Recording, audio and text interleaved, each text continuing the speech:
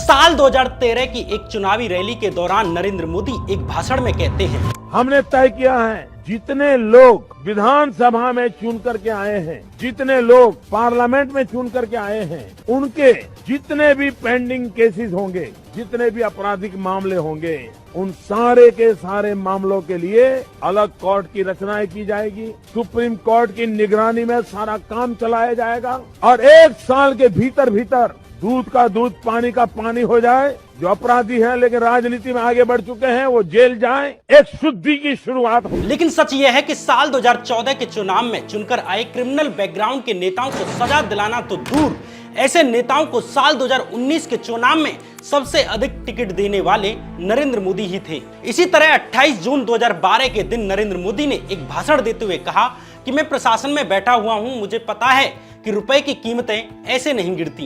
ये ऐसे नहीं होता मित्रों, मैं शासन में बैठा हूं, मुझे मालूम है इस प्रकार से रुपया इतनी तेजी से गिर नहीं सकता। अरे नेपाल का रुपया नहीं गिरता है, बांग्लादेश की करेंसी नहीं गिरती है, पाकिस्तान की करेंसी नहीं गिरती, श्रीलंका की करेंसी नहीं गिरती। क्या कारण है हिंदुस्तान का रुपया पतला होता जा रहा है? ये जवाब देना पड़ेगा आपको, देश आपसे जवाब मांग रहा है। जिस वक्त नरेंद्र मोदी ये भाषण दे रहे थे उस वक्त $1 के मुकाबले रुपए की कीमत 56 रुपए थी, लेकिन मोदी के प्रधानमंत्री बनने के बाद अप्रैल 2024 में रुपए की कीमतें 56 रुपए से गिरकर 83 रुपए पहुंच जाती हैं, लेकिन कोई सवाल पूछने वाला नहीं होता। Big breaking news on India Today Digital. The Indian rupee dropped to the lowest in more than 10 months, tracking broad losses on Asian peers and on oil price worry. Well, the rupee started at the lowest point of the day at 78.28. Indian rupee surprisingly touched a fresh all-time low, even as it was expected to strengthen in the face of falling crude prices. इसी तरह मई 2013 में मनमोहन सरकार के द्वारा petrol की कीमतों में 7 रुपए की वृद्धि की जाती है। एक पेट्रोल की कीमतें 73 रुपए पहुंच जाती हैं।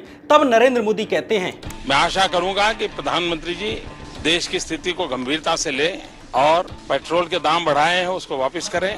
उन्होंने देश में जिस प्रकार से पेट्रोल के दाम बढ़ा दिए, ये दिल्ली सरकार की शासन चलाने की नाकामयाबी का जीता जागता सबूत है। वहीं मोदी के सत्ता में आने के बाद जब अंतर्राष्ट्रीय बाजार में पेट्रोल की कीमतें गिरने से भारत में भी पेट्रोल की कीमतें गिर जाती हैं, तो पेट्रोल की कीमतें गिर जाने के लिए मोदी क्रेडिट लेना नहीं भूलते। मुझे बताइए पेट्रोल के दाम कम हुए कि नहीं हुए? ऐसे नहीं, पूरी ताकत से बताइए पेट्रोल के दाम कम हुए कि नहीं हुए? डीजल के दाम कम हुए कि नहीं हुए? आपके जेब में थोड़ा बहुत पैसा बचने लगा कि नहीं बचने लगा? लेकिन जब उन्हीं मोदी के राज में पेट्रोल की कीमतें 120 रुपए प्रति लीटर तक पहुंच जाती हैं और पेट्रोल और डीजल की कीमतों में लगी आग थमने का नाम नहीं ले रही है। पेट्रोल इतना महंगा कर दिया है ना, पूछो मत, सबका हालत खराब है भाई। सर पहले 500 का पेट्रोल भराते थे तो कम से कम 8 दिन चलता था सर, अभी तो 6 दिन ही चल रहा है। कारण ये है कि मुंबई शहर में अब जो पेट्रोल की कीमत है पर लीटर वो 120 रुपए पार हो गई है और जो डीजल की कीमत है वो अब शतक लगाने की कोशिश कर रही है।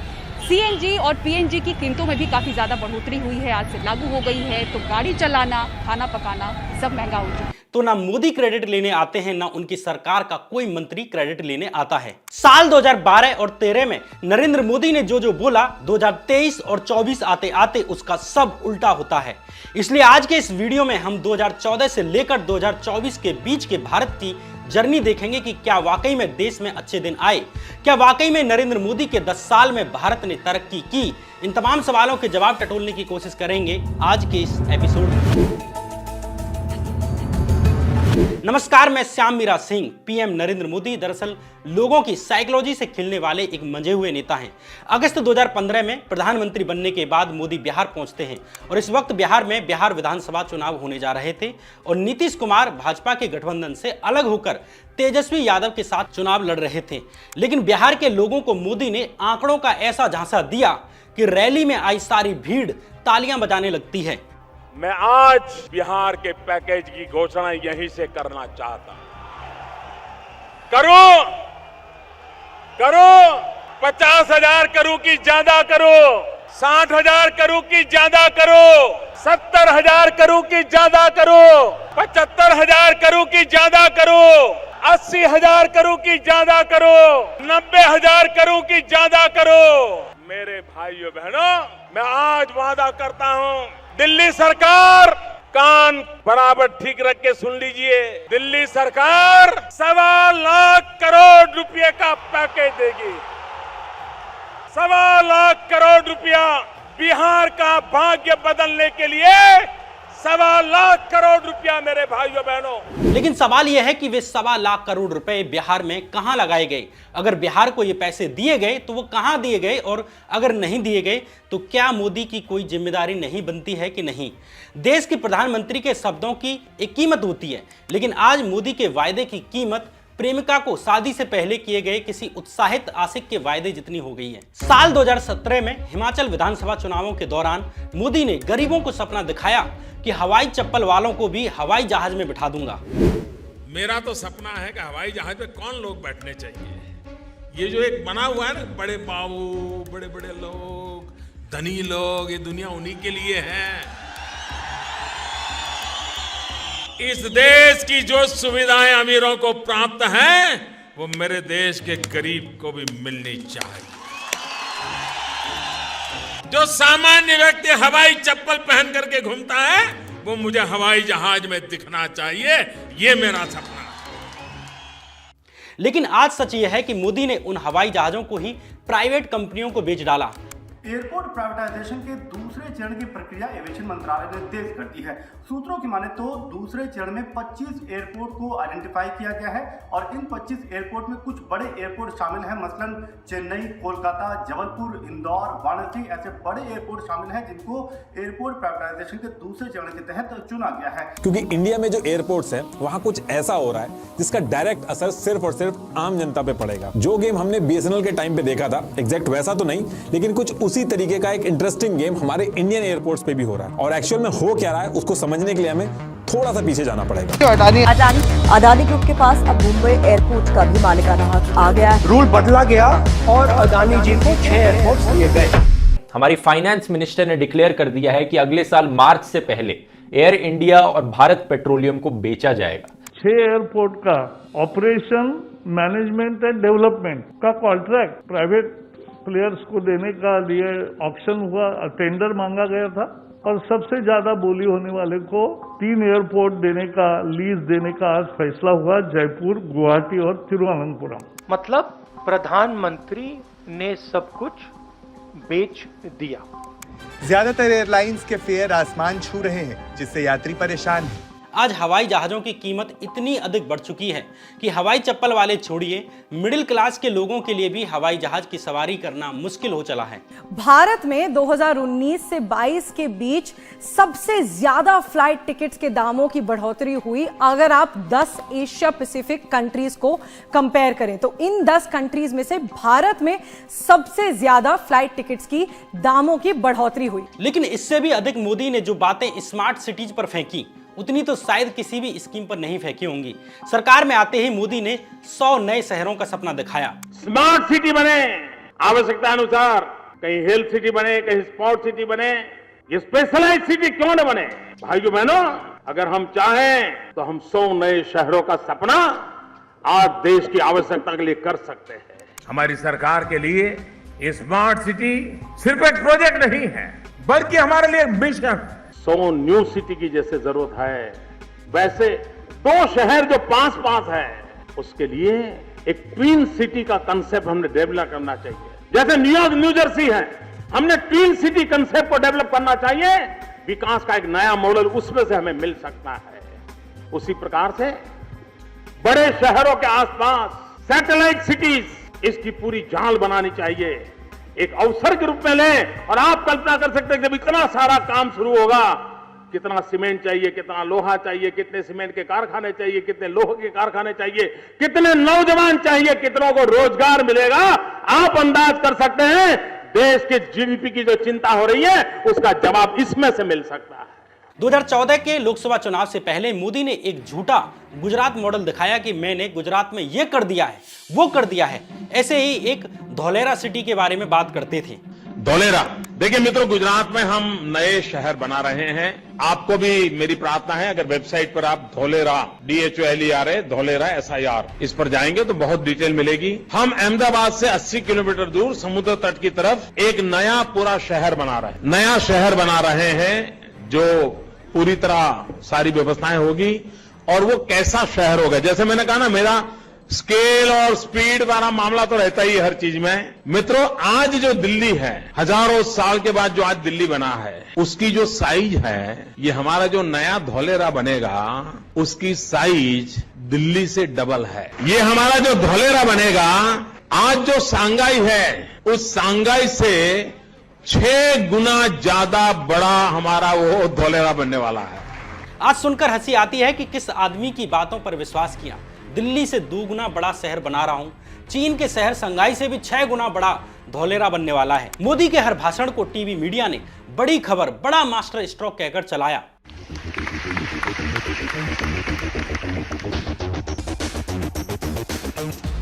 किसी भी देश की जीडीपी को बढ़ाने के लिए शहर ग्रोथ इंजन होते हैं। स्पेशल शो चलाए गए कि स्मार्ट सिटीज कैसी होंगी। टीवी पर पहली बार मोदी शहर,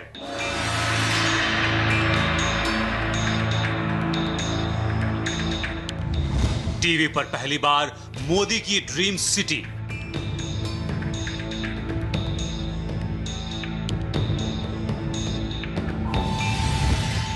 मोदी के 100 स्मार्ट शहर की पहली झलक।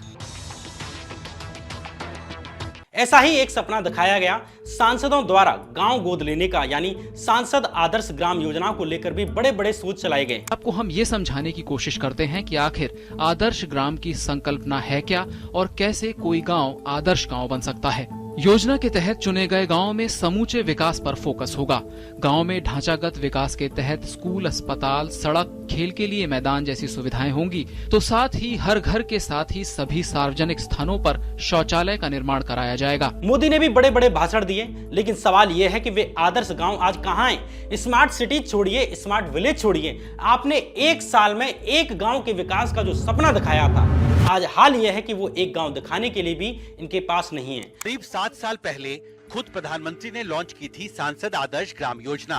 लक्ष्य था कि साल में हर सांसद एक गांव को गोद ले और उसका समुचित विकास कराए। लेकिन ज्यादातर सांसद ये कार्यक्रम और लक्ष्य भूल गए हैं।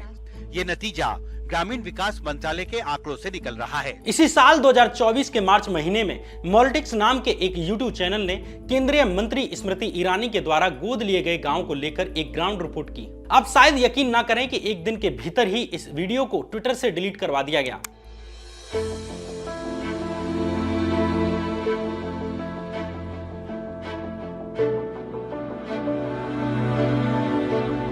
केंद्रीय मंत्री राजनाथ सिंह के गांव की भी स्थिति सेम थी।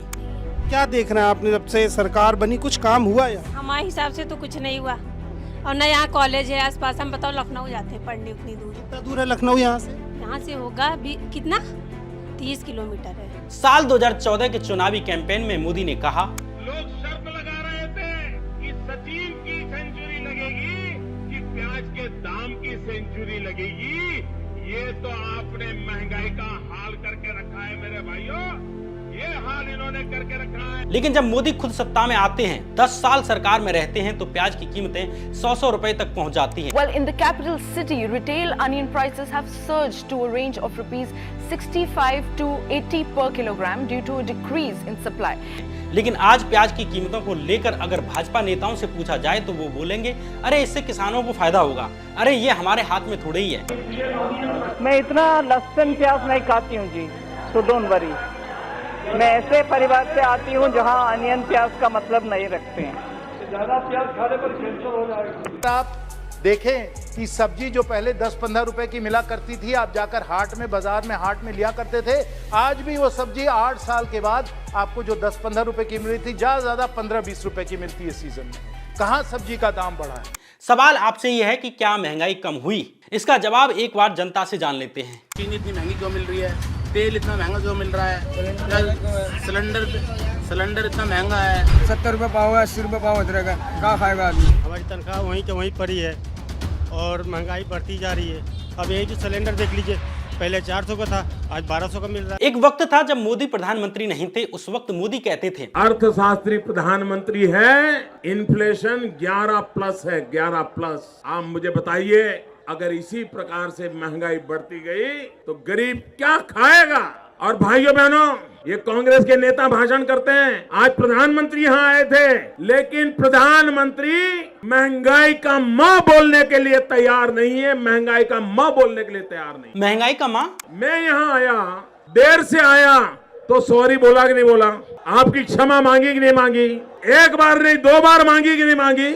इनका अहंकार इतना है, महंगाई के लिए एक शब्द बोलने को तैयार नहीं है। मरो तो मरो, आपका नसीब। अरे गरीब के घर में चूल्हा नहीं जलता है, बच्चा रात रात रोता है, माँ आंसू पी के सोती है, और देश के नेताओं को गरीब की परवाह तक नहीं। लेकिन सच यह है कि मोदी ने खुद पिछले 10 साल में महंगाई का मा हा गा ई कुछ नहीं कहा। पहले प्याज और टमाटर के दामों पर कांग्रेस के मंत्रियों को प्रेस कॉन्फ्रेंस भी करनी पड़ती थी, लेकिन आज किसी भी चुनावी रैली में जाकर मोदी ये नहीं पूछते कि हाँ मैंने महंगाई कम कर दी है और मुझे महंगाई कम करने के लिए वोट दो। महंगाई पर मां बोलने वाली वीडियो देखने के लिए जब मैंने YouTube पर सर्च किया तो मुझे एक वीडियो मिलती है जिसमें मोदी बता रहे हैं कि देश में महंगाई कम हो गई है क्योंकि देश में मोबाइल का डेटा सस्ता हो गया है। ये जो मोबाइल डेटा है ना, आप कभी यूट्यूब दिखना फलाना करते होंगे तो आपको जरा ध्यान करना, आज हर भारतीय हर महीने करीब एवरेज 20 GB डेटा इस्तेमाल करता है। आप मोबाइल फोन का उपयोग करते हैं, 20 GB डेटा। अगर 2014 से पहले जब हमारे देश में कांग्रेस की सरकार थी, उस समय 1 GB डेटा अगर आप उपयोग करते थे तो उसकी कीमत लगती थी 300 रुपया, करीब 300 रुपया। उस हिसाब से अगर आज आप देखते तो आपका मोबाइल का बिल हर महीने कम से कम 6,000 रुपया महीने आता। अगर 2014 वाली कांग्रेस की सरकार के हिसाब से देखें तो आज मोबाइल का फोन एवरेज आपका 6,000 रुपया आता। लेकिन भाजपा सरकार ने डेटा को गरीब के लिए बिल्कुल सस्ता कर दिया है। पूरी दुनिया में कहीं ऐसा कोई देश नहीं है जहां की सरकार प्राइवेट कंपनियों द्वारा किए जा रहे मोबाइल डेटा के सस्ते होने का क्रेडिट खुद ले रही है। मोबाइल डेटा के सस्ते होने का क्रेडिट लेने वाले मोदी ने पेट्रोल, डीजल, प्याज, टमाटर और दाल आदि पर कुछ नहीं बोला। आज मोदी समर्थकों द्वारा भी डेटा सस्ता होने का लॉजिक देकर महंगाई की बात छुपा ली जाती है। महंगाई छोड़िए, अनएम्प्लॉयमेंट पर तो इनके लॉजिक अलग ही होते हैं। आज कहते हैं कि अरे सरकार सबको नौकरी नहीं दे सकती। फिर सवाल उठता है कि ये कौन आदमी था जो साल 2013 में मंचों से रोजगार की बात उठा रहा था। 10 करोड़ नौजवान को रोजगार देंगे। मैं जरा नौजवानों को पूछता हूँ, क्या दिल्ली सरकार ने आपको रोजगार दिया है? पूरी ताकत से बताओ, रोजगार दिया है? आपके गांव में किसी को दिया है? आपके परिवार के किसी को दिया है? आपके यार दोस्तों को दिया है? और उसके बाद भी फिर अभी कह रहे हैं कि हम 10 करोड़ को रोजगार देंगे। भाइयों बहनों, ये कांग्रेस ने आपसे धोखा किया है कि नहीं किया है? कांग्रेस ने आपसे धोखा किया है कि नहीं किया है? कांग्रेस ने वादा तोड़ा है कि नहीं तोड़ा है? भाइयों बहनों, जिसने आपसे वादा तोड़ा उनसे नाता तोड़ो, ये मैं आपको कहने के लिए आया हूं। लेकिन जब मोदी खुद सत्ता में 10 साल रह लेते हैं तो कहते हैं कि आज एसएससी, यूपीएससी में पहले से ज्यादा जॉब मिल रही हैं। देश में सरकारी नौकरी देने वाले प्रमुख संस्थानों जैसे एसएससी, यूपीएससी और आरआरबी पहले के मुकाबले इन व्यवस्थाओं के माध्यम से ज्यादा युवाओं को नौकरी दी है। लेकिन क्या सच में आज एसएससी और यूपीएससी में पहले से ज्यादा नौकरियां मिल रही हैं? ये खुद आईएएस की तैयारी करने वाले एक कोचिंग का आर्टिकल है कि यूपीएससी में अब ना के बराबर जॉब आ रही हैं। क्लियर आईएएस का ये आर्टिकल कहता है कि पिछले 4 साल से आईएएस, आईपीएस, आईएफएस जैसी नौकरियों में वैकेंसियां लगातार गिर रही हैं। ये तब है जब इन नौकरियों के लिए पेपर देने वाले लोगों की संख्या लगातार बढ़ती जा रही है। इसी तरह बायजूस कोचिंग का आर्टिकल बताता है कि यूपीएससी के एग्जाम में मनमोहन सिंह के समय साल 2012 में 1037 नौकरियां निकली। इसी तरह 2013 में 1000 और 2014 में 1291 नौकरियां निकली। लेकिन 2014 के बाद जब मोदी सरकार आई तब से कितनी नौकरियां निकली? मोदी सरकार के वक्त 2015 में 1291 से गिरकर 1129 नौकरियां निकली। 2016 में 1079, 2017 में 980 वैकेंसी रह गई, 2018 में मात्र 782 और 2019 में 896, 2020 में मात्र 796, 2021 में और अधिक गिरकर 712 वैकेंसीज रह गई। ये ग्राफ बताता है कि मोदी सरकार में यूपीएससी की वैकेंसीज गिर रही हैं कि बढ़ रही हैं।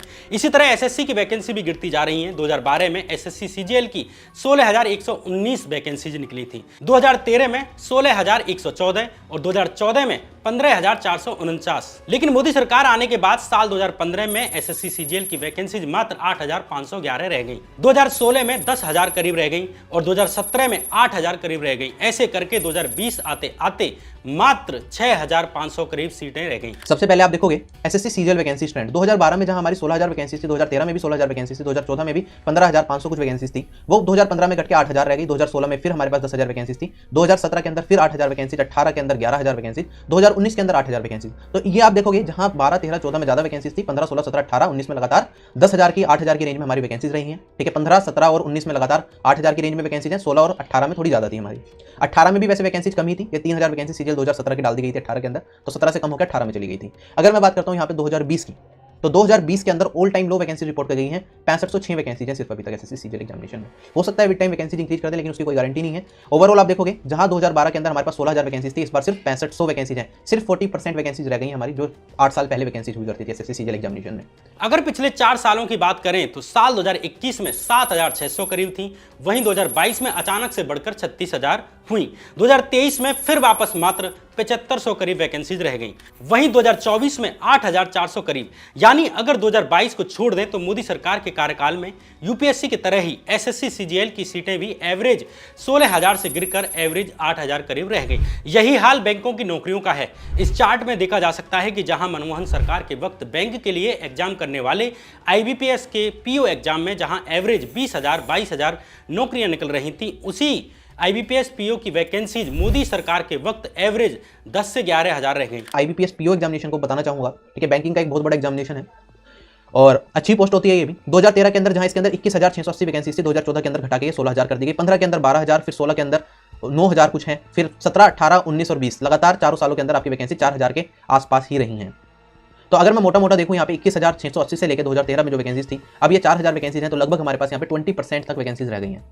2020 में तो मात्र 1,167 वैकेंसीज निकली, 2021 में मात्र 5,809, 2022 में 7,402 और 2023 में मात्र 3,049। यही हाल रेलवे और अन्य सरकारी नौकरियों का रहा।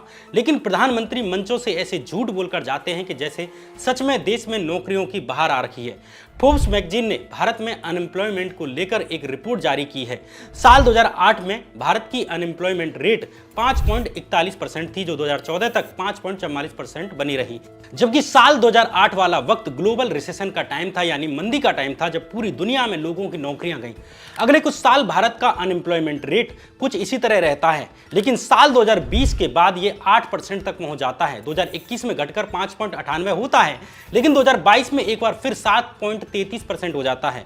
2023 में ये 8% पहुंच जाता है। कहां 5% और कहां 8% की बेरोजगारी दर। लेकिन इनके भाषण देखो जैसे देश में नौकरियां ही नौकरियां दी जा रही हों। बुजुर्गों ने सही कहा है कि गाल बजाने में और काम करने में अंतर होता है। गाल ये इतना बजाते हैं कि ढोल की आवाज को भी फाड़ दें, लेकिन काम के नाम पर दिखाने के लिए इनके पास 370, राम मंदिर और ट्रिपल तलाक जैसे मुद्दे ही बचते हैं। आपको लग रहा होगा कि पहले 5% बेरोजगारी दर थी तो अब 8% ही तो है, लेकिन असल में भारत की जनसंख्या के हिसाब से 1% के अंतर का मतलब होता है कि 10-10 करोड़ की जनसंख्या का अंतर।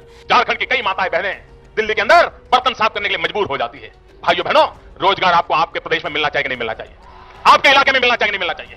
और इसलिए भाइयों बहनों, हमने मेक इन इंडिया का अभियान चलाया है। हम चाहते हैं छोटे छोटे कारखानों का जाल बिछे, छोटे छोटे कारखाने लगे, हर गांव गली मोहल्ले में रोजगारी का अवसर पैदा हो और नौजवान अपने ही इलाके में रोजगार कमाए, ताकि शाम को अपने माँ बाप के पास जाकर के बैठ सके, माँ बाप के साथ सुख दुख बांट सके, माँ बाप के साथ बैठ करके रूखी सूखी रोटी खा सके। ये हमें करना है भाई। इन्हीं नौजवानों के ऊपर इनके भाषण सुनिए। हमारे पास 2 चीजें ऐसी हैं जिसको लेकर के चाइना के कंपैरिजन में हम दुनिया के सामने एक ताकत बनकर के उभर सकते हैं। एक डेमोग्राफिक डिविडेंड, 65% जनसंख्या इस देश की 35 से कम आयु की है, नौजवानों का देश है। ये डेमोग्राफिक डिविडेंड सारे दुनिया के अंदर एक ताकत के रूप में हम प्रस्तुत कर सकते हैं। और जब चाइना से कंपैरिजन की बात करते हैं तब हमारी ये सोच होनी चाहिए कि हमारे पास डेमोक्रेसी का भी एक डिविडेंड है और अभी तक हम इसको इस्तेमाल नहीं कर रहे हैं।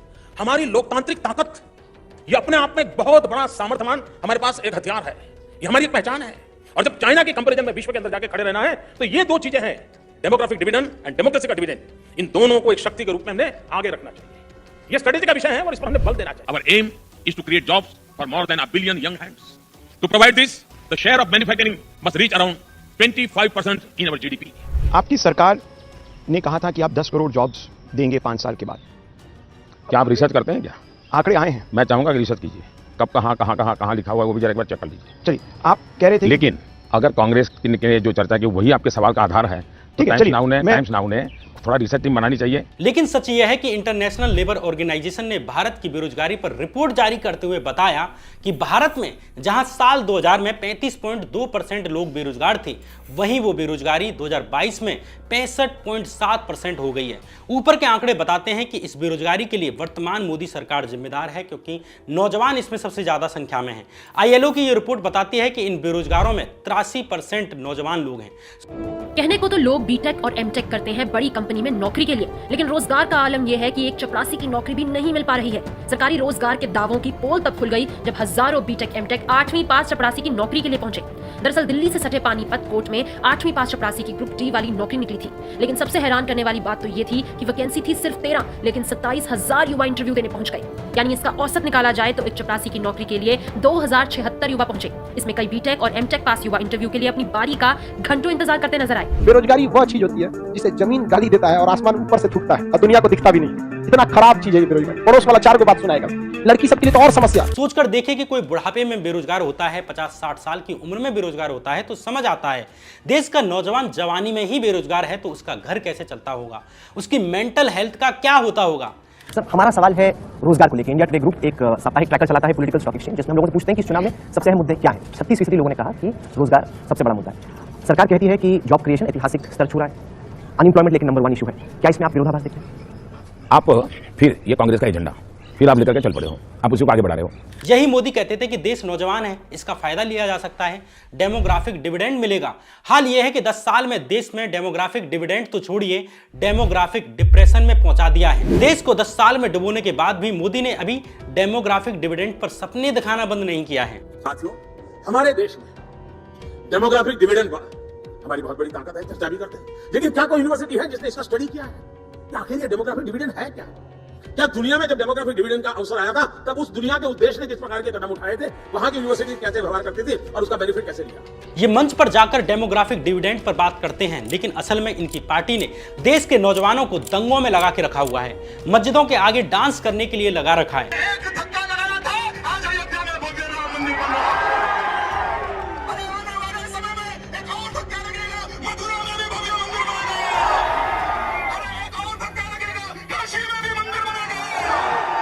पूरे देश की नस्ल को आज खराब किया जा रहा है। अगर इस भविष्य को बदलना चाहते हो तो मर्द बनो, मर्द बनो, मर्द बनो। और मर्द कौन होता है? जिसके हाथ में हथियार होता है वो मर्द होता है। साल 2016 में मोदी ने किसानों को सपना दिखाया कि साल 2022 तक किसानों की आय दोगुनी कर दूंगा। 2022 में किसान की आय दोगुना करने के लिए एक के बाद एक कदम उठाए। राज्य सरकारें भी इस काम को पूरा करने के लिए पूरी शक्ति से काम में जुटे। बहुत बड़ा परिवर्तन आएगा। 2022 में हिंदुस्तान के किसान की इनकम डबल करने का इरादा, एक संकल्प, उसको लेकर के हम आगे बढ़ रहे हैं। तब हमने एक बहुत बड़ा सपना देखा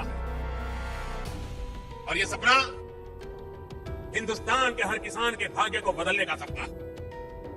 हमारा सपना है 2022 जब भारत की आजादी के 75 साल होंगे, आजादी के 75 साल जब हो, हमारे देश के किसान की आय डबल होनी चाहिए, दोगुना होनी चाहिए, और उसके लिए हम काम कर रहे हैं। हमने किसानों की आय दोगुना करने की बात की तो बहुत लोग ऐसे थे जिन्होंने उसका मजाक उड़ाया, ये तो संभव नहीं है, ये तो मुश्किल है, ये कैसे हो सकता है। 2019 में भी इसी वायदे पर वोट मांगी, लेकिन मालूम नहीं किस किसान की आय दोगुनी हो चुकी है। मोदी और आधार कार्ड की कहानी तो ऐसी है कि किसी का ध्यान ही नहीं गया। एक वक्त था जब मोदी आधार कार्ड पर सवाल उठाया करते थे, पूछा करते थे कि अरे आधार कार्ड तो किसी काम का ही नहीं है। सवाल पूछा करते थे कि इस आधार कार्ड स्कीम पर इतना पैसा खर्च कहां कर दिया गया। प्रधानमंत्री जी देश पूछना चाहता है, इस आधार कार्ड के पीछे कितने रुपए खर्च हुए, ये रुपए कहां गए, आधार कार्ड का लाभ किसको मिला? सुप्रीम कोर्ट ने जो सवाल उठाए हैं, ये सवालों के जवाब ये देश की जनता मांगती है आपसे। लेकिन आज उसी आधार कार्ड को मोदी ने हर स्कीम से जोड़ दिया है। बिना आधार कार्ड आज मोदी सरकार में कोई भी काम कराना मुश्किल है। आधार कार्ड आज के टाइम में सबसे इंपॉर्टेंट डॉक्यूमेंट है। बैंक से लेकर रोजगार तक सब में आज आधार कार्ड का इस्तेमाल किया जा रहा है। जिस आधार कार्ड को मोदी कूड़ा कहते थे, उसी आधार को पैन कार्ड से लिंक न कराने के कारण मोदी सरकार ने जनता से 600 करोड़ रुपए जुर्माने के रूप में वसूल लिए। अगर आधार कार्ड इतना फिजूल था तो सरकार आज आधार कार्ड को हर चीज से लिंक कराने के लिए जुर्माने क्यों लगा रही है? मोदी ने विदेशी संबंधों जैसे संवेदनशील मुद्दों को भी राजनीतिक मुद्दा बनाया। प्रधानमंत्री जी ने आपसे पूछना चाहता हूं, आए दिन चीन हमारी सीमा पर आकर के अड़ंगे जमाता है। सैकड़ों स्क्वायर किलोमीटर धरती चीन दबोच करके बैठा हुआ है। ये भूगोल बदल गई, ये भूगोल कांग्रेस के शासन में बदल गई है। जो हिंदुस्तान का हिस्सा था वो हिस्सा चाइना के पास चला गया, वो आप ही के कार्यकाल में भी हुआ है और आपके पार्टी के और महारथियों के क्षेत्रकाल में भी हुआ है। चीन पर तो मोदी ने लाल आंख दिखाने तक के लिए कहा। चाइना के साथ उनकी इन जो हरकतों के खिलाफ आवाज उठानी चाहिए थी, लाल आंख कर करके चाइना को समझाना चाहिए था। ये बड़ी अच्छी बात है। उसके बजाय हिंदुस्तान के विदेश मंत्री ने चाइना में जाके बयान दिया कि बीजिंग इतना बढ़िया शहर है, मुझे यहाँ रहने का मन कर जाता है। डूब मरो मेरे देश की सरकार चलाने वालों, डूब मरो, आपको शर्म आनी चाहिए। लेकिन जब चीन ने धोखेबाजी से देश के 20 जवानों को शहीद कर दिया और सरकार पर लोग जवाब मांगने लगे, तो चीन से सवाल करने के बजाय चीन को क्लीन चिट दे दी। न वहां कोई हमारी सीमा में घुस आया है, न ही कोई घुसा हुआ है, न ही हमारी कोई पोस्ट किसी दूसरे के कब्जे में है। वहीं लद्दाख के लोग बार बार सरकार से मदद मांग रहे हैं कि चीन हमारी सीमाओं में घुस आया है। चीन अपना अतिक्रमण बढ़ाए जा रहा है दशकों से, और हाल के सालों में तो हद से ज्यादा, और ये भी छुपाया जा रहा है। एक तरफ इतनी पीड़ा इन चरवाहे समुदायों को, और उसके बाद वो आह भी ना कर पाए। अगर वो आह करें, अगर कोई कहे कि यहाँ पर जमीनें गई हैं हमारे जमीनों को बचा नहीं पाए हैं, तो उनको कभी देशद्रोही, कभी उनको धमकियां दी जाती हैं। खुद भाजपा समर्थक सेना के पूर्व ऑफिसर जीडी बख्शी तक चीन पर स्वीकार कर रहे हैं कि चीन भारत की सीमाओं में घुस आया है। साहब, मेरा सिर्फ कहना यह है, Ladakh is a hyper sensitive state, hyper sensitive area है। चीन का खतरा मंडरा है सबसे ज्यादा वहां लद्दाख पे, राइट। और ऐसे में अगर इतनी अनहैप्पीनेस लद्दाख के लोगों में हो कि वो फास्टिंग के ऊपर आ गए, और वो सोनम वांगचुक जैसे, वो मतलब कोई फटीचर नहीं है, सड़क साफ नहीं है, गुंडा जो कि बोलना शुरू किया है पॉपुलैरिटी के लिए, बड़ा जाना एजुकेशनिस्ट है, बहुत ही रिस्पेक्टेड सिटीजन है भारतवर्ष का। तो अगर वो ऐसा कह रहा है तो हमको तो तवज्जो देनी पड़ेगी। उसको ब्लैकआउट की न्यूज से ही ब्लैकआउट कर दें, I am sorry, that is not the way to go. What is the problem? Let us address it, let us face it before the Chinese start taking advantage. Exactly, it can turn into a national security. लेकिन प्रधानमंत्री ने आज तक ये स्पष्ट तक नहीं किया है कि देश की सीमा पर चल क्या रहा है। ठीक है, चीन से लड़ेगी, भारत की सेना लड़ेगी, लेकिन कम से कम चीन भारत की सीमा पर क्या चल रहा है ये तो सच बताना चाहिए। लेकिन भारत का मीडिया सरकार से सवाल करने के बजाय खुद कार्टून बना हुआ है। कुल मिलाकर मोदी ने जो सपना दिखाया उसका उल्टा ही उल्टा किया। मैंने अभी काले धन वाले भाषणों की तो बात ही नहीं की है। काले धन वाले आंकड़े सुनकर तो आपके दिमाग की नसें जाम हो जाएंगी। आज मोदी इस काले धन की, ब्लैक मनी की बात ही नहीं करते। हाल यह है कि मोदी बात भी कर लें तो भी उन बातों का कोई सेंस नहीं है। उनकी बातें सिर्फ हवाबाजी और लपोड़बाजी ही साबित हुई हैं। ये कांग्रेस का मैनिफेस्टो कह रहा है कि वो माताओं बहनों का सोने का हिसाब करेंगे, उसकी जड़ती करेंगे, जानकारी लेंगे और फिर उस संपत्ति को बांट देंगे और उनको बांटेंगे जिनको मनमोहन सिंह जी की सरकार ने कहा था कि संपत्ति पर पहला अधिकार मुसलमानों का है। मेक इन इंडिया, गंगा सफाई, स्वच्छ भारत अभियान, स्किल इंडिया, स्टार्टअप इंडिया, काला धन, इन सब पर मोदी की बातें फर्जी साबित हुई, उनकी योजनाएं फेल साबित हुई। लेकिन नरेंद्र मोदी का कॉन्फिडेंस इतना हाई है कि अभी भी 2047 में भारत को विश्व गुरु बनाने का सपना बेच रहे हैं। हमारा लक्ष्य साल 2047 तक भारत को विकसित राष्ट्र बनाना है। हमारा लक्ष्य भारत को आर्थिक रूप से समृद्ध, सांस्कृतिक रूप से सशक्त और सामरिक रूप से समर्थ बनाना है। ये भारत के लोगों को निर्णय लेना है कि उन्हें और सपने देखने हैं तो वे इलेक्ट करने के लिए वोट डालने जाएं। अगर उन्हें लगता है कि नहीं, मोदी से कुछ अच्छा चुनना है तो वे हटाने के लिए वोट डालकर आएं। लेकिन अगर उन्हें लगता है कि नहीं, हमसे गलती हुई है और आगे गलती नहीं करनी बल्कि झूठे सपने दिखाने वालों को उन्हें सजा देनी है, तो अब की बार पनिश करने के लिए वोट डालकर आएं। लेकिन वोट जरूर डालकर आएं। ये कहानी फिलहाल यहीं तक। नमस्कार।